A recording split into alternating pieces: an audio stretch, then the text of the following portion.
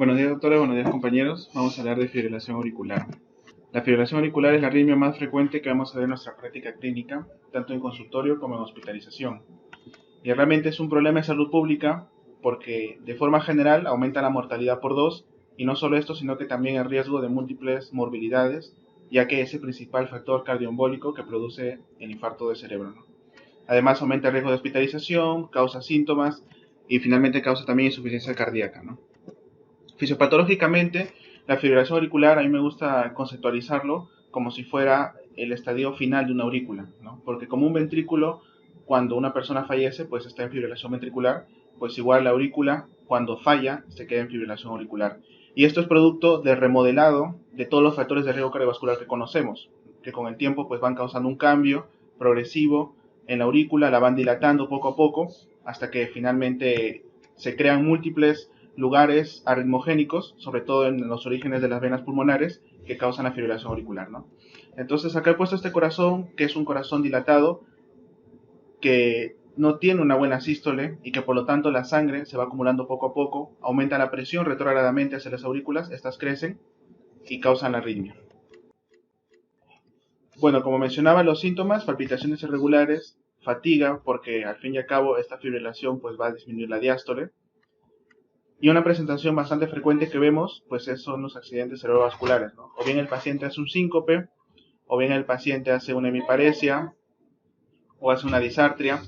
Cualquiera de estas formas, siempre tenemos que pensar que puede haber una fibrilación auricular de fondo. Y los signos, pues el principal es el pulso arrítmico. Y otro signo muy importante, pues es el pulso deficitario. ¿Alguien sabe qué es el pulso deficitario? El pulso deficitario es cuando tú le tomas la frecuencia cardíaca con el estetoscopio encima del pecho y esta es mucho mayor a la que le tomas con el pulso, ¿no? Y es interesante porque ayer nos pasó algo muy relacionado con esto. Y sucede que había una paciente fibriladora que le van a someter a una endoscopía y que estaba haciendo un poco de taquicardia. Entonces, para evitar esto, se le va a poner una ampolla de adenosina. Pero la enfermera me llama y me dice que el paciente tiene un pulso de 70, tiene una frecuencia prácticamente normal. Entonces no sabían si ponerle la ampolla o no. Pero ¿qué es lo que tenemos que hacer? Pues tomar la frecuencia cardíaca, porque el pulso es menor. Y efectivamente la frecuencia estaba, la cardíaca estaba en 95. Entonces la paciente sí estaba taquicárdica, pero en el pulso no. Y en el pulso oxímetro era igual, marcaba mucho menos de lo que realmente era. Entonces, una forma de clasificar la sintomatología es en estos 4 grados, que lo divide en tener una actividad normal sin síntomas, una actividad diaria normal con síntomas, una actividad diaria afectada, y bueno, el grado peor de todos, que es una actividad diaria descontinuada porque no se puede. Esa es la cuestión europea. Sí, La europea sí, el MERA score. Y el diagnóstico pues lo realizamos con un electro. ¿Qué características nosotros encontramos en un electro cuando tenemos una fibrilación auricular? ¿Alguien lo sabe? ¿Qué características encontramos en un electro cuando tenemos una fibrilación auricular? Muy bien, muy bien. Excelente. Y falta una. RR irregular. Muy bien, excelente. Ahí está. Ausencia de onda P, presencia de onda F y QRS irregular. Sí, pero... Entonces, a veces puede pasar de forma silente. Entonces es por eso que se puede utilizar un holter implantable que toma la frecuencia cardíaca por mucho tiempo, ¿no? Porque es usual de que no se encuentre una FA. Y como clasificación temporal podemos dividirlo si tiene menos de 7 días como paroxística, persistente más de 7 días, permanente más de un año, recurrente más de 2 episodios y aislada un solo episodio. Entonces ahora sí pasamos al manejo. Lo ideal en una fibrilación auricular, ¿qué es? Es revertir al paciente a su ritmo sinusal, porque acabamos con la patología. Sin embargo, esto es difícil, y no solo es difícil porque los pacientes usualmente tienen una fibrilación auricular de 10 años de evolución, cosa que es imposible revertir, sino que también la fibrilación auricular tiene a recaer, ¿no? Cardiovertes al paciente, después de un tiempo vuelve a caer en fibrilación. Entonces lo que usualmente se va a hacer al no poder revertir, pues es controlar la frecuencia. Porque una cosa que no había mencionado previamente es que la fibrilación auricular tiene a ser frecuencias altas. Esto causa taquicardia y descompensa mucho más la diástole del paciente y causa más síntomas. Entonces debemos mantener una frecuencia adecuada, pero no solo esto tenemos sino que sumar la anticoagulación. ¿Por qué razón hacemos la anticoagulación? Exactamente. Exactamente. Causa una éstasis dentro del aurículo y crea trombos. Pero otra cosa muy importante también es evaluar el riesgo de sangrado. Entonces, para todo este manejo veremos un algoritmo. Imaginemos que nos llega un paciente ya sea a la consulta o emergencia, pero le tomamos un electro, está con el pulso arrítmico y sale feo. Primero tenemos que ver su estado hemodinámico. Si tiene un mal estado hemodinámico, ¿qué hacemos? Cardiovertimos. Se puede cardiovertir de dos formas, farmacológicamente y eléctricamente. Si está en mal estado general, tenemos que utilizar la cardioversión eléctrica. ¿Por qué razón? Pues porque es rápido, tiene una alta eficacia, mucho más que la farmacológica, es seguro y es independiente de cardiopatía. O sea, no importa si el paciente está con un proceso isquémico, no importa si el paciente tiene una valvulopatía, es algo seguro. En los fármacos no, con los fármacos hay algunas contraindicaciones. Por otro lado, si el paciente tiene un buen estado hemodinámico, tenemos un poco más de tiempo para pensar. Y nos preguntamos si el paciente tiene un ritmo sinusal de base. En otras palabras, si lo podemos cardiovertir. Si, como he mencionado, es un paciente diabético, hipertenso, con 10 años de fibrilador y va a ser imposible cardiovertirlo, pues tenemos que controlar la frecuencia. ¿Y qué fármacos tenemos para controlar la frecuencia? Que sean cronotrópicos negativos. Muy bien, digoxina. ¿Qué más? ¿Cómo? Amiodarona, sí, está bien más o menos. ¿No? Beta bloqueantes y los calcio antagonistas. ¿No es cierto? Esos son. ¿Y de qué va a depender que utilicemos uno u otros? Pues sobre todo de la fracción de eyección. Si el paciente tiene disfunción sistólica, el que no podemos utilizar son los calcio antagonistas. Esto lo sabemos. Si tiene el corazón normal, pues ya podemos jugar con todos. La guía no te menciona algo específico, un orden, sino de que puedes probar con beta bloqueantes y mejora con esto. O no mejora, le añades digoxina o le añades dialtecen, pues vas viendo, ¿no? Que es todo lo que se ve en esta parte inferior. Ahora yo les hago otra pregunta. ¿Hasta cuánto debemos mantener la frecuencia cardíaca en fibrilación auricular? Una frecuencia que sea estable para que el paciente no esté sintomático y tampoco tenga otras complicaciones.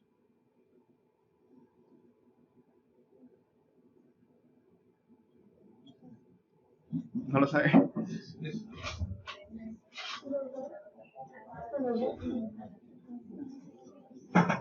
¿Debajo de cuánto debe estar la frecuencia?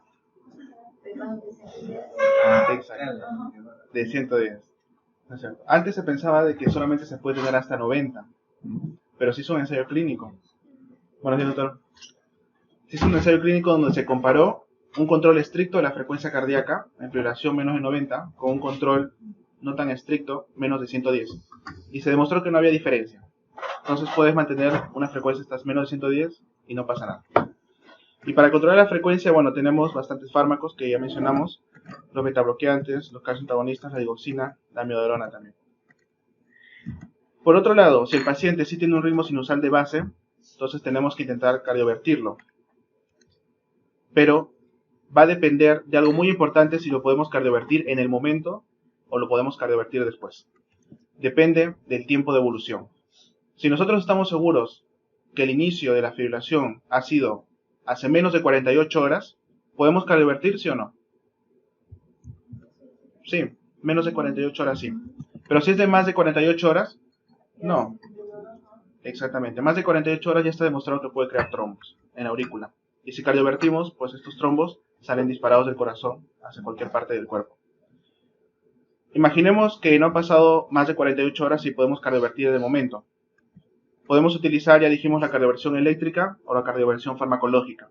Pero ¿ustedes creen que una persona que esté estable le va a gustar que le hagan una cardioversión eléctrica? No. Usualmente se hace con sedación, pero aún así el paciente hace un movimiento bastante brusco y que finalmente causa dolor. Entonces mejor utilizamos los fármacos. ¿Qué fármacos tenemos para cardiovertir? Ahí está uno, la amiodarona. ¿Pero qué otro fármaco también cardiovertimos? Es el más conocido. Es el más son los dos medicamentos que normalmente se dan cuando no tienen lesiones circulares. Exacto. Que son del grupo 1C. Tenemos la flecainida y la propafenona, ¿no es cierto? ¿De qué depende esto de la cardiopatía? Si no tiene cardiopatía podemos utilizar sobre todo la flecainida, que has demostrado que es la mejor. Pero si tiene cardiopatía nos quedamos con la amiodarona, ¿no? Como se dice, la amiodarona realmente es muy segura. La puedes utilizar en distintos contextos, ¿no? A comparación de los otros. Exacto. Para todo se puede utilizar. Sí. Entonces las dosis las tenemos aquí. Y del que quería mencionar acá específicamente, pues es este último, el Benacalan. ¿Han escuchado acerca de Benacalan? Yo recién me he enterado cuando he leído esta vez la guía. Y sucede que es un fármaco que ha demostrado que es muy eficaz, sobre todo a corto tiempo. Y lo vamos a ver en este gráfico. Fíjense, desde que se inicia la cardioversión, desde que se administra el fármaco para cardiovertir, el Bernacalan es el que responde más rápido. Se dice que en torno a 8 a 15 minutos el paciente ha cardiovertido al ritmo sinusal. Entonces, bueno, todavía se están haciendo ensayos clínicos para ver si tiene un beneficio tan bueno como los otros, pero por ahora da buenos resultados.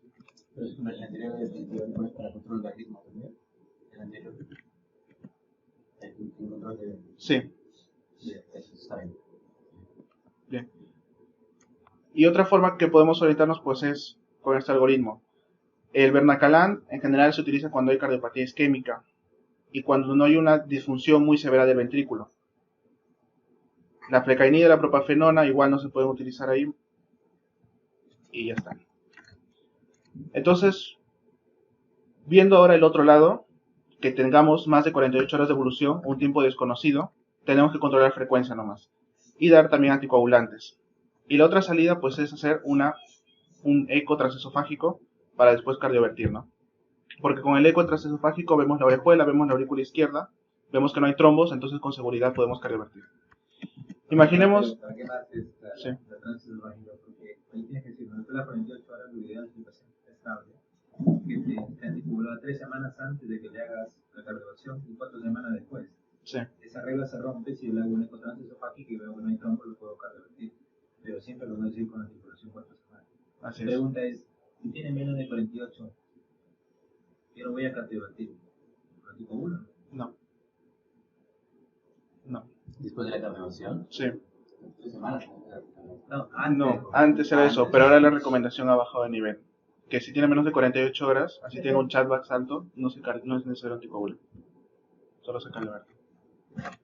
Bien, entonces si tiene 0 puntos, sería un bajo riesgo, pero si cumple cualquiera de las categorías, mayor o igual a un punto, es alto riesgo. Entonces, ¿qué hacemos si es alto riesgo? Anticoagulamos. Si es bajo riesgo, ¿qué damos? Podemos dar aspirina. La otra escala es para evaluar el sangrado, porque hay que hacer un balance, que es el Hasbled.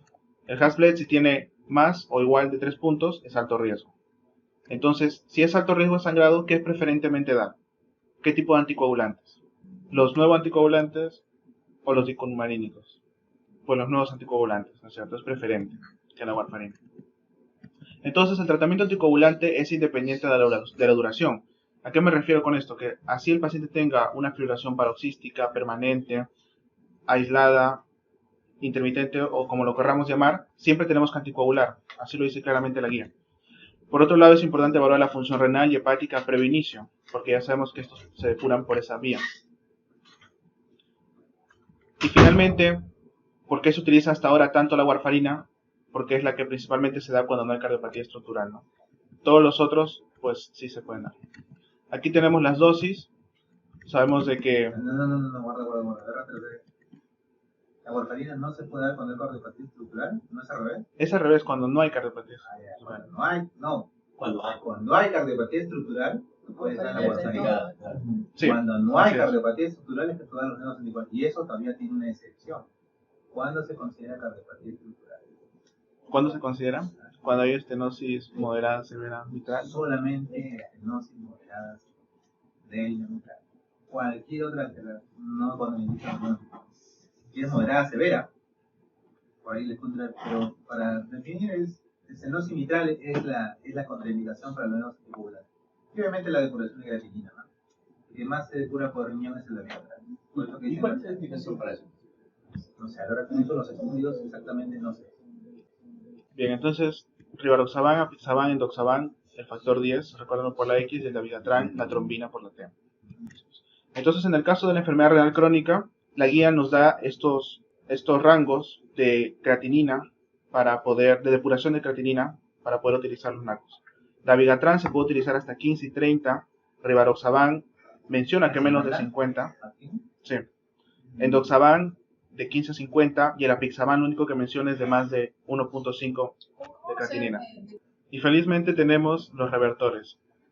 Para la warfarina, la vitamina K, para el dabigatran, el idarucizumab y el andexanet para el rivaroxaban y apixaban, ¿no? Que ya están aprobados hace unos años.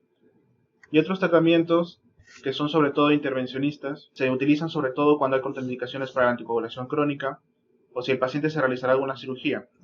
Y tenemos pues el cierre percutáneo de la orejuela izquierda o el cierre quirúrgico de la orejuela izquierda. Si por ejemplo se va a hacer un bypass, pues aprovecha y se cierra la orejuela. Y la ablación percutánea. ¿Qué hay en el caso de fibrilación auricular y síndrome coronario agudo?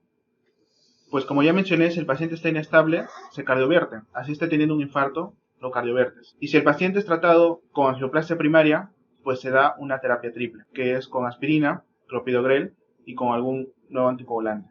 Si es de bajo riesgo de sangrado, le puedes dar hasta 6 meses la triple terapia. Pero si es alto riesgo de sangrado, pues solamente un mes, ¿no? Esa es la principal diferencia.